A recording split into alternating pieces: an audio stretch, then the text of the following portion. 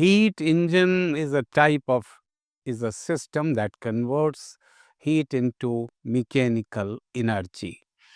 And it consists of basically three parts. One is source, that is reservoir at higher temperature, say TH, and reservoir at lower temperature, that is cold reservoir, you might say, or sink. In between the two, we have working substance. Working substance could be steam or gas or some other type also. With these three parts of heat engine, the whole working could be easily understood. You see, from source at higher temperature, heat is taken. Heat is absorbed by the working substance that basically uses this energy in doing work, in expanding.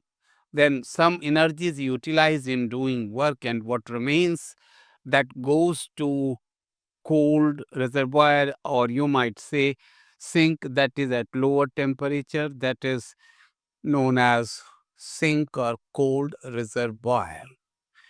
Then you could say the whole process has taken place in steps of a cyclic process involving two isothermal, two adiabatic.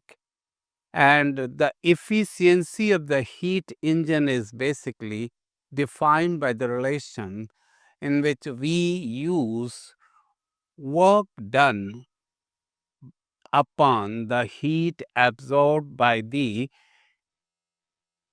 working substance from the source at higher temperature. Working is, you see, QH minus QL upon QH.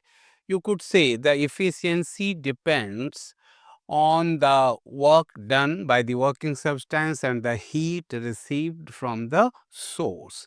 It could also be written as in this manner. However, whatever efforts we make, but this is just impossible to get the efficiency equal to 1, because the two amounts of heat transactions could never be equal. One has to be basically different. Whatever is the value of QH, QL that is transferred to the reservoir is certainly less than the heat that was absorbed from the source. So, it's never going to be 1, never going to be 0. In that case, it's always efficiency can never be equal to 1. If it is 0, then only it could be equal to 1. So, that way we could say that efficiency of heat engine can never be equal to 1 or 100%. As far as the temperature are concerned for the two, that is source and sink, we could also write the relation this way: T1 minus T2 upon T1. This is higher temperature, this is lower. This could also be written as 1 minus T2 upon T1. So, basically we are having two relations for efficiency of heat engine. Heat engine can never be 100% efficient, but that means it is not in a position to transform the heat completely into work. These things have been clearly mentioned over here.